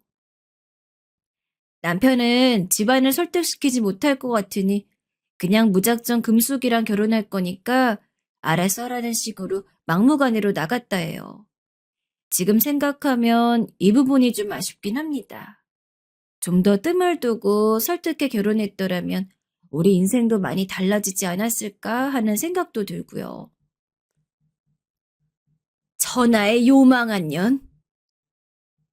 제가 시댁에 인사를 드리러 가서 처음 들은 말입니다. 시할머니께서는 아주 화가 단단히 나셨어요. 집안 장손에 어렸을 적부터 배포가 커서 동네 사람들도 칭찬하던 손주가 가난한 이웃 동네 딸이랑 결혼한다며 지금이라도 냉큼 돌아가라며 고함을 지르셨죠. 심지어 저더러 어렸을 적부터 작정을 하고 꼬리친 게 아니냐는 소리까지 하셨어요. 저는 그 말을 듣고 결혼을 포기하고 일어서려 했는데 그때부터 남편이 나서서 모든 상황을 중지하기 시작했어요. 옆에서 제가 봐도 말을 똑부러지게 잘해서 결국 시아버지께서 너희들이 좋으면 잘 살아보라며 결혼을 허락하셨어요. 이미 각오는 하고 있었지만 시집살이는 보통이 아니었어요. 식을 올리고 난 후에는 별다른 말은 없으셨지만 시할머니와 시어머니의 서술이 보통이 아니었습니다. 너희 친정아버지는 이 집 저 집 노업해주고 다니면서 일을 그렇게 잘했는데 너는 왜 이 모양이니? 제가 농사일이 조금만 서툴면 친정아버지까지 거론하며 호통이 날아왔죠. 이제와 드는 생각이지만 저야 남편이 좋으니 결혼한 거지. 시할머니에 시어머니까지 모시고 욕 얻어먹어가며 살 며느리가 누가 있겠어요? 그래도 저는 새벽같이 일어나서 식구들 밥 다 하고 먹은 그릇도 다 못 치우고 농사일하러 나가고 그랬어요. 일하다가도 때 되면 집에 와서 밥이나 새참 들고 나르고 했지요. 그 생활을 한마디로 표현하면 시댁에서 제일 일찍 일어나 제일 늦게 잠들고 가장 많이 뛰어다닌 사람이 저였어요. 그러다 보니 몸단장하고 그런 건 꿈도 못 꿀 정도로 바쁜 생활이었습니다. 그렇게 열심히 일해도 시어머니와 시할머니 제가 죽도록 미우셨나 봐요. 뭐만 하면 욕먹고 트집 잡히는 게 예사였죠. 하루는 밥을 질게 했다고 시어머니한테 주걱으로 얻어맞은 적이 있어요. 저는 제가 잘못한 줄 알고 그 다음부터는 밥을 약간 되게 했더니 이번엔 시할머니께서 이도 안 좋고 소화도 안 되는데 일부러 밥을 되게 한다고 밥상 앞에서 난리를 부렸습니다. 두 분 중 어느 쪽에 비위를 맞춰야 하는지 모르니 정말 죽을 맛이었습니다. 가장 억울했던 건 시할머니가 밥에서 자꾸 머리카락이 나온다며 야단을 치셨어요. 밥을 안 치기 전에 이래저래 휘저어보며 잘 살피었는데 자꾸 머리카락이 나온다고 하셨죠. 그러던 어느 날 철저히 밥을 살피고 머리카락이 있나 없나 점검을 다 끝난 후에 밥상에 밥을 내왔는데 글쎄 또 부르령이 떨어진 겁니다. 야 이거사, 또 머리카락을 넣어? 대체 정신이 있냐 없냐? 밥할 때 내가 졸지 말라고 그리 말했거늘. 또 졸았어? 네? 제가 분명 살폈는데. 그럼 내가 거짓부렁이란단 말이야? 봐봐라, 여기 머리카락. 시할머니가 제게 보여준 머리카락은 검은색의 꼬불꼬불한 짧은 머리카락이었습니다. 하지만 저는 당시만 해도 어깨까지 내려오는 긴 머리였기 때문에 그건 누가 봐도 제 머리카락이 아니었죠. 그 머리카락은 제게 아닌 것 같은데. 뭐라고? 귀가 잘 안 들리시던 시할머니가 제게 다시 말해보라는 듯 두 눈을 부릅뜨시는데 가슴이 벌벌 떨려오더라고요. 그냥 야단을 맞을 걸 괜히 나섰구나 싶었죠. 그래서 제가 다시 밥을 해오겠다고 하고 서둘러 밥그릇을 가져가려는데 순간 눈앞이 핑 돌았습니다. 제 말버릇에 화가 난 시할머니가 수저로 제 머리통을 아주 세게 내려치신 거죠. 얼마나 세게 내려쳤으면 그 쇠숟가락의 타격에 저는 그만 휘청거렸고 그만 밥상 쪽으로 엎어지고 말았습니다. 제가 밥상에 나동그라지며 애써 한 밥과 반찬, 국은 다 쏟아져 버렸고 방바닥은 순식간에 엎질러진 음식과 그릇들로 난리가 났어요. 뭐 하는 짓이야? 당장 치우지 못해? 이 귀한 밥상을 아이고 아까워서 이걸 어째. 그날 얼마나 혼이 났는지 시할머니와 시어머니는 당장 치우라며 버럭버럭 소리를 지르셨고 저는 눈물을 줄줄 흘리며 걸레로 그걸 하나하나 닦아낼 수밖에 없었습니다. 아무도 절 도와주지 않으셨고 돕기는커녕 혀를 차시며 저를 나무랐습니다. 그렇게 숟가락으로 얻어맞은 이마가 벌겋게 부어오르는데도 약 한 번 바르지 못하고 울면서 잠에 들었어요. 그때는 하도 이리저리 들볶이다 보니 생각을 못했는데 나중에 생각해보니 식사하시기 전에 일부러 머리카락을 쥐고 계시다 트집을 잡으신 건 아닐까 하는 생각이 들어 너무 서럽더라고요. 정말 제게 꼭 그렇게 야박하게 그러셨어야 하는지 저를 조금이라도 인간으로 대해주실 순 없었는지 참 생각하면 눈물만 나오는 세월이었습니다. 그래도 시아버지께선 저한테 아무런 말씀도 안 하고 잘해주셨어요. 시아버지께서도 두 분이 좀 너무하다고 생각하시는 눈치였는데 아무래도 여자들 일에 나서기가 좀 곤란했는지 대놓고 제 편을 들어주시는 일은 없었어요. 그래도 그런 건 다 참을 수 있었는데 참 한 해도 안 도와주시는 건지 결혼하고 몇 년이 지나도 애가 안 생겼습니다. 결혼하고 처음 1년은 별탈 없이 지냈는데 2년째가 되자 시어머니께서 저더러 혹시 몸에 예전부터 문제가 있었던 것은 아니냐며 노골적으로 물어보시기 시작했어요. 아니 아가야, 너한테 문제가 있는 거 아니냐? 왜 도대체 애가 안 들어서는 거야? 옆집엔 너보다 늦게 결혼했는데 애가 들어섰다는데 난 언제 우리 손주를 볼 수 있는 거냐? 기다리는 거에도 한계가 있다. 아, 어머님, 들어설 거예요. 조금만 더 기다려주세요. 저희가 또 노력해 보겠습니다. 그래요, 어머니. 너무 조바심 내지 마시고 기다려주세요. 원래 아이는 하늘이 주는 거라 하잖아요. 삼신 할머니가 곧 예쁜 아이 점지해 주실 거예요. 아니, 그러니까 그게 대체 언제 난 거야, 내 말은. 답답해 죽겠네, 아주. 답답해 죽겠어. 기다리다 넋 빠지겠다.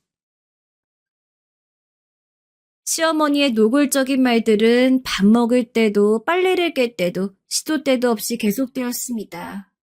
다행히 남편이 중간에서 조율을 잘해준 탓에 몇 번 큰 위기를 넘기긴 했지만 남편이 없을 때를 골라 일부러 제게 면박을 주실 땐 고스란히 비난을 다 받을 수밖에 없었습니다. 오죽하면 시어머니 때문에 애가 안 들어서는 게 아닐까 하는 생각마저 들었지요. 역시나 애가 안 생긴 지 3년째가 되자 시할머니는 발광을 하시기 시작하셨어요. 본인이 애초부터 저를 반대한 게 다 이런 예감이 들어 그런 거였노라고 하시며 못 먹고 자란 애가 몸인들 성하겠냐며 저를 타박하셨지요. 내가 그러니 뭐라 그랬어. 이런 애랑은 결혼시키지 말랬잖아. 못 먹고 자란 애가 무슨 애 낳을 힘이 있겠니? 아이고 아느님, 이를 어쩌면 좋아요.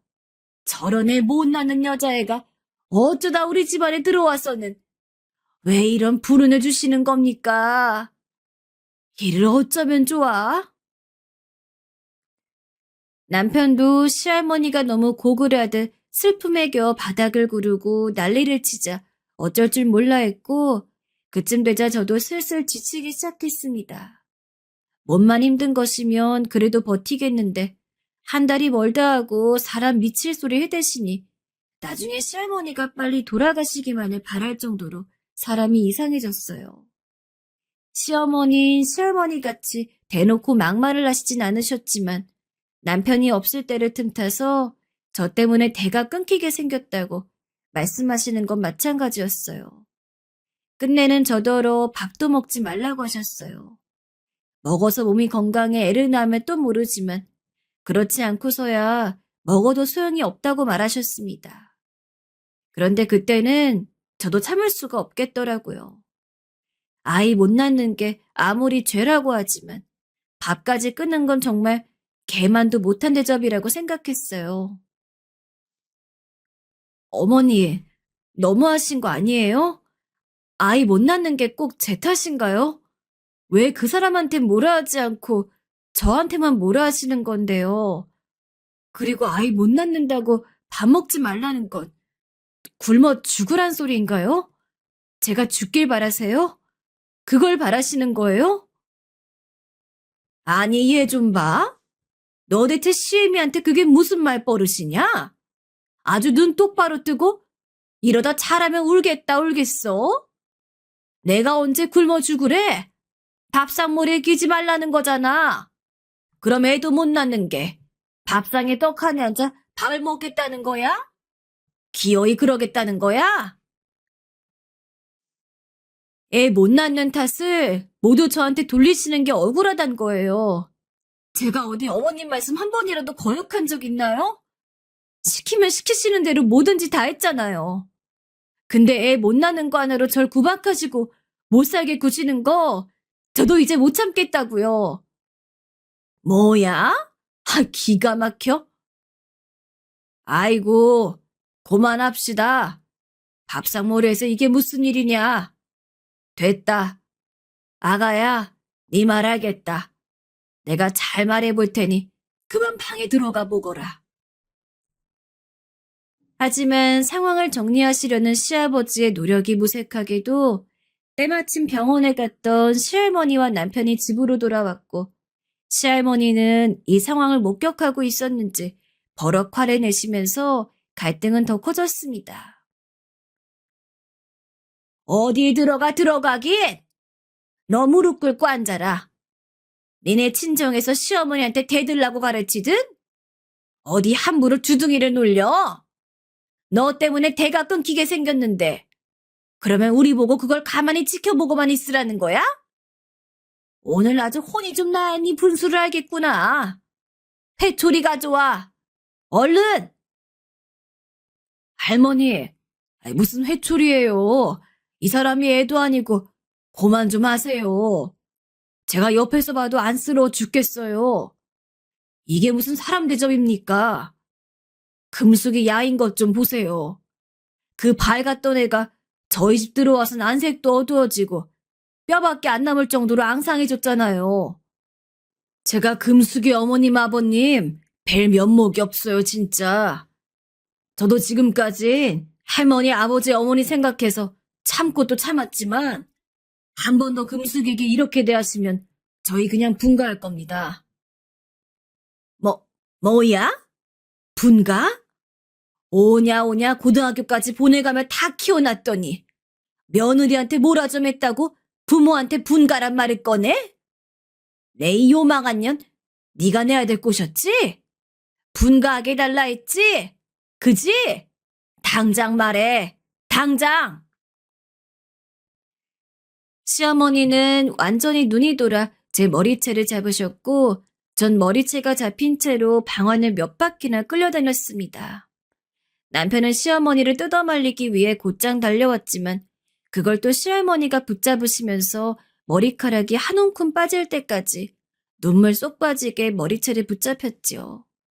그 순간 수치심, 비참함, 억울함, 온갖 감정들이 지나갔고 마지막엔 저희 친정엄마와 아빠의 얼굴이 생각이 났습니다.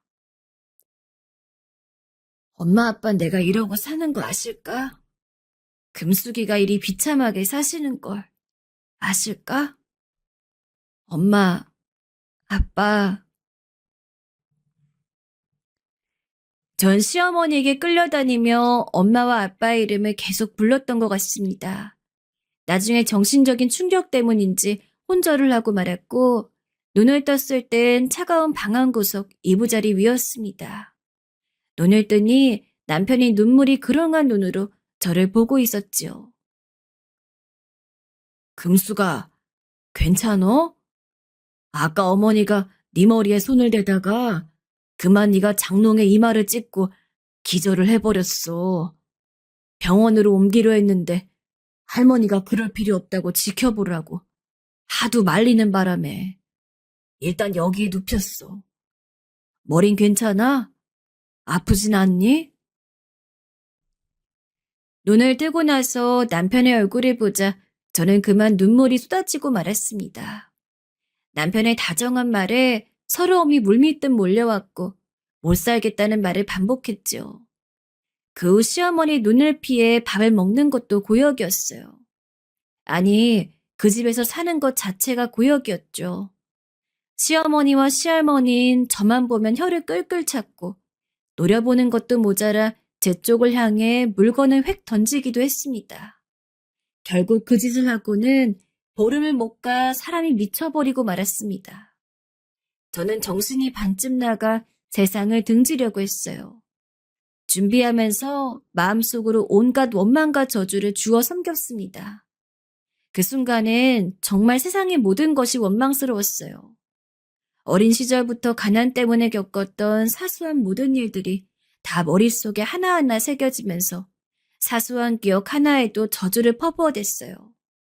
나이가 꽤 들어서도 그 젊은 나이에 품었던 원한을 생각하면 소름이 끼칠 정도였어요. 다행히 남편이 저를 일찍 발견해 저는 겨우 나쁜 마음을 먹지 않았습니다. 남편은 그 길로 저를 데리고 시내 여관으로 도망쳤습니다. 그리고 혹시나 제가 잘못될까봐 저를 꼭 껴안고 잠시도 놓지 않았어요. 덕분에 저는 쇠약해져 가던 신경줄을 다잡을 수 있었어요. 그런데 그 일 때문에 그동안 꿋꿋이 버티며 항상 저를 위로해주고 도와주던 남편이 너무나 큰 충격을 받아버린 거예요. 여관에서 머물던 사흘째 되던 날 며칠간 내내 심각한 표정으로 있던 남편이 제안을 했어요. 금수가, 안 되겠다. 이혼하자. 이대로는 우리 절대 행복하게 못 살 것 같아. 남편의 말에 전 세상을 다 잃은 것 같은 기분이 들었어요. 여관에서 며칠을 머물면서 내심 남편이 집으로도 따로 나가 살자고 말할 줄 알았기 때문이에요. 암만 생각해봐도 이대로는 도저히 안 되겠다. 누구 하나 편들어주는 사람도 없고 이러다가는 너랑 나랑 골병 들겠다. 널 생각해서라도 내가 널 놓아주는 게 맞을 것 같아. 미안하다, 금수가. 정말 미안해. 솔직히 조금은 서운했지만 생각해보니 남편 말이 옳았어요. 그냥 저 하나만 어디 가서 알아서 잘 살 요량을 하면 모두 행복해지는 거니까요. 그렇게 마지막 하루를 남편과 보내고 저희는 시댁으로 돌아와 이혼할 것을 말씀드렸습니다. 시아버지는 고개를 돌리고 입만만 다시고 계시고 시어머니와 할머니는 당연히 올 것이 왔다는 듯 고개를 끄덕였습니다. 하지만 마지막까지 비수는 꽂으셨어요. 으이구, 어차피 이렇게 나갈 거를 그 야단 법석은. 얼른 썩 나가거라. 꼴도 보기 싫으니. 전 그렇게 비수를 가슴에 꽂은 채 들어올 때도 빈손으로 들어오긴 했지만 나갈 때도 빈털터리인 채로 시댁문을 나섰어요. 남편이 배웅해주긴 했는데 우리 둘 다 서로 말이 없었습니다. 남편과 함께 동네를 걸어 나오는데 눈에 보이는 곳이라곤 전부 어렸을 적부터 남편과 함께했던 곳이라 마음이 더욱 심란했습니다. 금수가 잘 살아라. 남편이 마지막으로 한 말은 이거였어요. 저는 그 말을 듣고 눈물이 그럭 맺혔지만 혹시라도 마음이 약해질까봐 겁이 나 마지막으로 남편 손도 한번 못 쥐어보고 헤어졌어요. 친정에 도착하니 이미 어머니께서 큰이모가 하시는 한복집에 가 일을 하기로 자리 주선해 놓으셨어요. 시댁에서 있었던 일이 동네에도 소문이 난 건지 아버진 미안하다며 별 말씀 없이 제 어깨를 쓰다듬어 주시기만 했습니다. 이미 일이 그렇게 된 시점에서야 아무래도 상관없긴 했지만 어이없게도 고향에는 제가 아주 악랄한 여자로 소문이 났나 보더군요. 그래도 큰이모의 한복집에서 일하며 전 점차 안정을 되찾아갔습니다. 이모 솜씨가 좋으셔서 일이 많았고 일하다 보면 밤늦게까지 하게 되는 경우도 많았지만 무슨 고생을 하든 시집에서 겪은 것보다 덜하다는 생각이 들었어요. 명절이 되어도 고향엔 절대 가지 않았어요. 제가 이모를 보조하면서 열심히 하니 이모네 가게도 이전보다 장사가 잘 됐고 저도 돈을 좀 모을 수 있었어요. 그때만 해도 아직 젊을 때였으니 이모는 절 안쓰럽게 보다가 저 혼자 사는 게 보기 아깝다며 중매를 서주셨습니다. 두 번째 남편은 이모네 가게 근처에서 일하는 노총각이었는데 원래 이 동네 사람은 아니고 몇 년 전부터 시장에서 이런저런 잡일을 도와주며 지내는 사람이었어요. 이모는 꽤 성실한데도 장가가 늦어졌으니 저랑 같이 살면 좋겠다고 생각하셨대요. 그때쯤 저도 할 길을 많이 되찾았고 저도 이제 다 잊고 새롭게 출발하고 싶은 마음이 컸습니다. 이번에 만난 남자의 어머니 아버님은 진즉 돌아가신 터라 제가 시집살이를 할 일도 없었고 몇 번 만나보니 사람도 괜찮아 보였어요. 그런데 두 번째 남편은 밖에선 성실하고 겸손한 사람이었지만 집에선 태도가 좀 다른 사람이었어요. 우선 문제가 되는 건 일을 마치면 꼭 밖에서 술을 한잔하고 들어와야 속 편하게 잠이 든다는 것이었습니다. 바깥에서 하는 걸 보면 그렇게 사람이 싹싹하고 부침성이 좋았는데 집에선 늘 과묵하고 침울한 표정이었어요. 저와 말하려 하지도 않았고요. 그래서 가끔 집이랑 밖에서 하는 모습이 너무 달라 좀 무섭다는 생각이 들 때도 있었어요. 무엇보다 돈을 많이 버는 것도 아닌데 매일 그렇게 술을 사 먹고 들어오니 돈은 언제 모으나 하는 걱정이 들었어요. 아무래도 안 되겠다 싶어서 하루는 술 먹고 들어오는 데다 잔소리를 좀 했더니 본 모습이 나오더라고요. 내가 일 끝나고 한잔하고 들어온다는데 네가 왜? 넌 전 남편한테도 그렇게 사사건건 간섭했니? 잘한다 여자가. 그러니까 못 살고 쫓겨나온 걸 테지. 뭐요? 기가 막혀서 웃음도 안 나오더군요. 사람이 영 순한 줄 알았더니 남한테 저런 모진 소리 하는 사람이었나 하는 생각에 어이가 없었습니다. 첫 결혼 생활이 저에겐 무척 큰 상처였는데 그걸 아는 사람이 저리 말하니 당황스럽고 열도 받았지요. 생각해보면 그때 버릇을 고치든지 아니면 못 산다고 했어야 했는데 그냥 술 마시고 하는 소리려니 하고 넘어갔던 게 화근이었어요. 제가 이모랑 지내면서 정서도 많이 안정되고 또 몇 년간 무서운 일을 겪고 나니 사람한테 별로 기대 자체를 안 하게 되었거든요. 다음날 일어나서는 남편도 자기도 전날 했던 말이 부끄러웠는지 저한테 사과를 했습니다. 앞으로는 밖에서 술을 마시고 오지 않겠다고. 그런 말도 입에 담지 않겠다고요. 하도 싹싹 비니 저도 어렵게 한 결혼 망치지 말자는 생각으로 마음 풀고 다신 그러지 않겠다는 약속을 남편에게 받아낸 후 그냥 좋게 넘어갔습니다. 그런데 살아보니 시부모만큼 무서운 게 술주정하는 사람이었어요. 남편은 점점 술에 취할 때마다 평소와는 아예 기운이 달라졌어요. 술에 취해 집에 들어와서 술주정을 해도 제가 안 받아주니 혼자 약올라 하고 화를 냈어요. 아니, 내가 내 말에 대답 좀 해달라는 건데 그게 그리 힘들어? 어? 힘드냐고? 넌 주둥이가 없냐? 말을 해봐. 술 좀 그만 먹으라고요, 제발. 당신 이러고 나한테 내일 또 빌 거잖아. 겨우 재우고 다음날 아침 당신이 어제 이러이러한 짓을 했다. 결혼한 지 얼마 되지도 않았는데 이런 식이니 이래서야 내가 어떻게 당신을 믿고 살겠냐 했더니 그때는 또 겸연쩍어 하며 다신 안 그러겠노라고 다짐을 했고 그런 날들이 계속해서 지겨울 정도로 반복되었습니다. 문제는 점점 날이 갈수록 행패가 심해졌어요. 가만히 지켜보니 제가 한번 결혼했었다는 사실이 그 사람으로 하여금 열등감을 자극하게 하는 것 같았어요. 평소에는 그런 생각을 절대 안 내비쳤지만 술만 먹으면 터져나와 아무 말을 내뱉었습니다. 너는 벌써 다른 남자랑 실컷 살다 와서 이젠 나한테 붙어서 하고 싶은 것도 마음대로 못하게 하냐? 내가 남의 끼고 살던 계집 뒤치다거리나 하는 사람이야? 나 그런 사람 아니야. 나 받들어 모셔야 하는 사람이라고. 네가 날 받들어 모셔야지. 어느 날은 제가 참지 못하고 빽 소리 질렀더니 제게 손찌검을 하더라고요. 당신 지금 나 때린 거예요? 때렸다. 때렸어. 그래, 경찰에 신고해. 네 남편 신고하라고.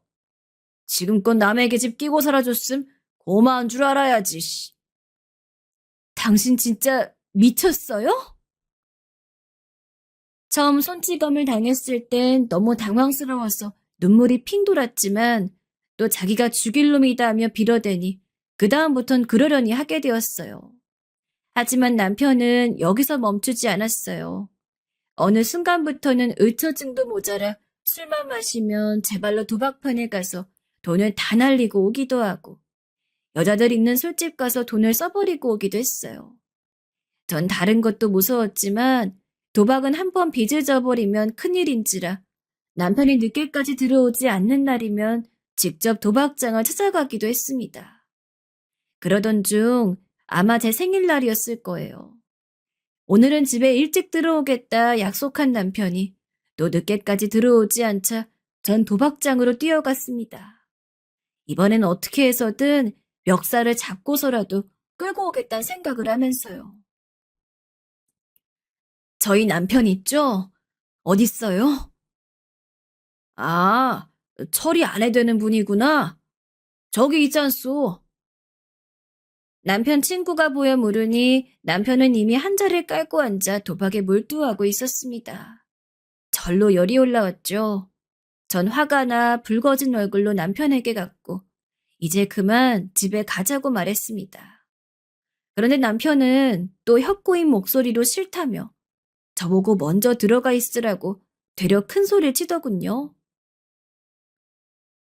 빨리 오라고요. 오늘은 약속했잖아요. 다신 여기 안 오기로 했잖아요. 이게 집이 미쳤나, 씨. 여기가 어디라고 남편한테 소리 질러? 제가 소리를 지르자 남편은 도박장 안에서 제게 손찌검을 했고 저는 그만 차디찬 바닥으로 쓰러지고 말았습니다.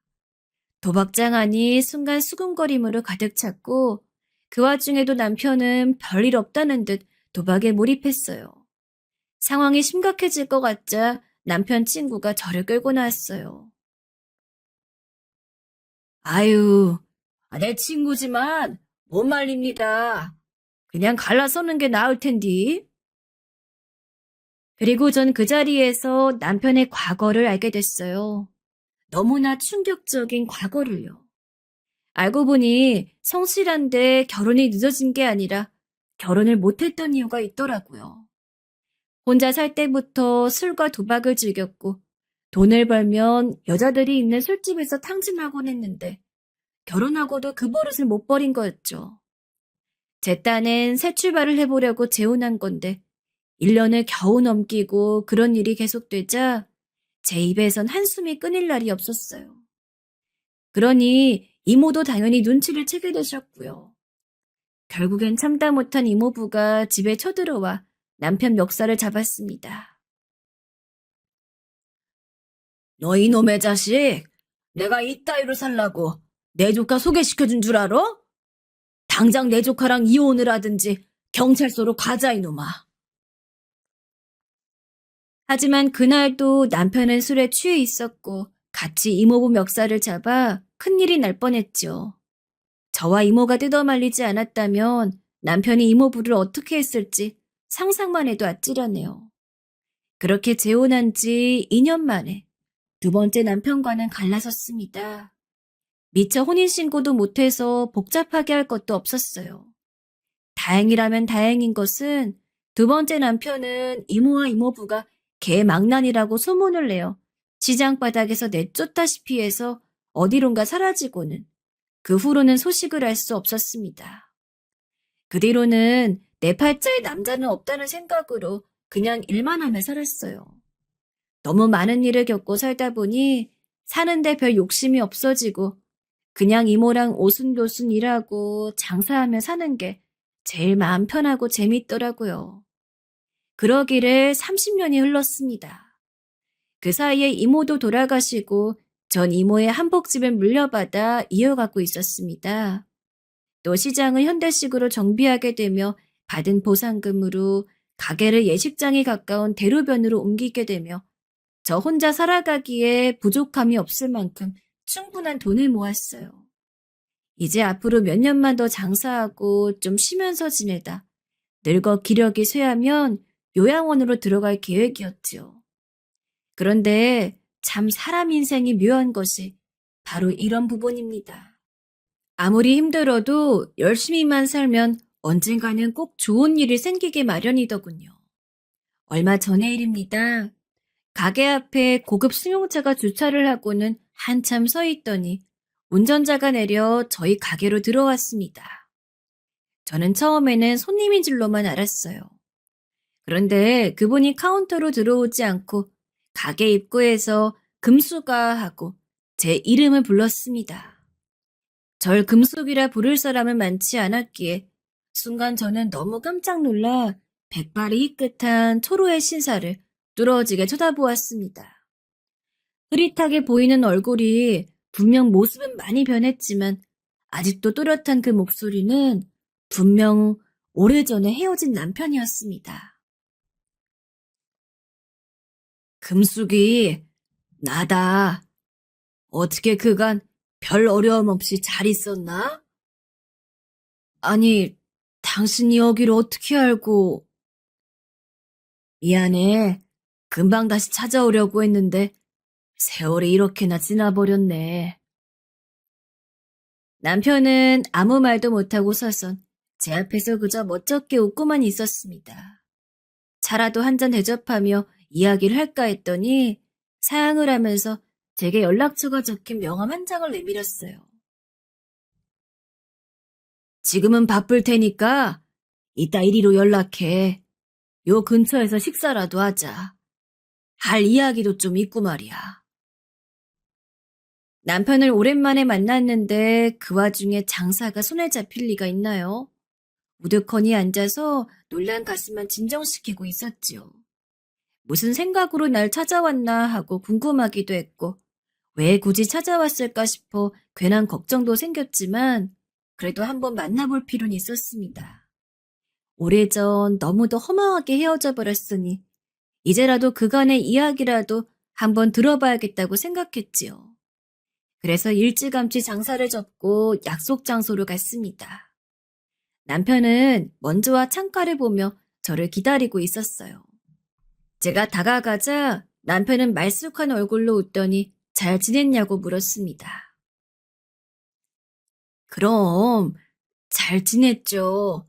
세월이 너무 많이 흘러서 오빠를 여기서 볼 줄은 꿈에도 몰랐는데. 아니 그나저나 나 있는 데는 어찌 알았던 거예요?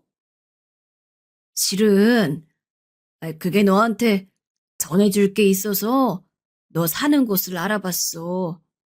그러다 장사하게 되는 것도 알게 됐고 고운 얼굴 보니까 정말 그간 잘 산 것 같구나. 변한 게 없네. 없긴요. 다 늙었는데요. 오빤 잘 지낸 거예요?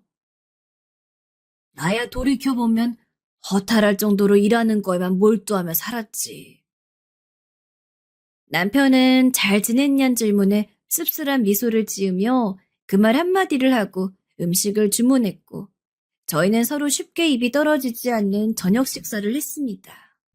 식사가 끝나자 자리를 옮길 줄 알았는데 남편은 차를 먹고 가자고 했고 전 고개를 끄덕인 뒤 국화차가 나오기만을 기다렸습니다. 그런데 남편이 봉투를 하나 제 앞으로 내밀었어요. 갑자기 나타나서 많이 놀랐지. 나도 어떻게 할까 고민했는데 이건 꼭 전해줘야 할 것 같아서. 이게 뭐예요? 전 남편이 준 봉투를 받아 열어본 후 놀라 숨을 크게 들이켰습니다. 봉투를 받아 열어보니 수표가 몇 장 들어있었어요. 갑자기 돈을 왜 주나 싶어서 무심코 봉투를 닫으려다가 깜짝 놀라 다시 열어 수표를 보니 모두 10장의 수표가 들어있었죠. 1억짜리 수표로 10장이요. 도무지 이게 무슨 도깨비 장난인가 싶어 봉투를 들고 남편을 쳐다보고만 있으니 남편이 차연한 표정이 되어 저를 바라봤습니다. 아니, 이 큰 돈은 다 뭐예요? 그때 세월이 요즘만 같았어도 그렇게 보내진 않았을 텐데. 받아줘. 내가 그동안 못 준 위자료라고 생각하고. 아이, 내가 이 돈을 어찌 받아요.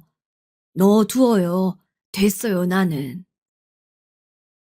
그러자 남편은 말을 잇기가 괴로운지 드문드문하듯 말을 이어갔습니다. 30년 전 그때 말이야. 네가 우리 어머니 할머니한테 시달려가며 그 고된 시집살이 하는 거 보면서 시내에 방 하나 얻을 돈이 없는 것도 아니고 까짓거 나가 살지 하고 몇 번이나 마음먹었는데 그렇게 나가버리면 나도 집안과 관계가 끊기고 너도 영영 이 집안 며느리로 인정받지 못할까봐 선뜻 그러지 못했어. 참 미련하고 바보 같았지. 그러다 결국 네가 죽으려고 마음먹는 걸 보며 이대로 결혼 생활을 계속했다가는 너를 잃을까봐 너무 무서웠어. 일을 그 지경까지 가게 만든 게 모두 다 내 탓 같았고, 그 자책감 때문에 너랑 갈라서기로 했는데, 그 후에도 금숙이 네가 자꾸 눈에 밟히더라고. 그래서 너와 따로 나와 살 결심을 하고 다시 널 찾았는데, 그땐 또 네가 이미 다른 남자와 살고 있었어. 실망했지만 우리가 인연이 아닌가 보다 하고 나는 내 갈 길 가야겠다 싶었지. 돈에 한 맺힌 사람처럼 일만 배우러 다녔어.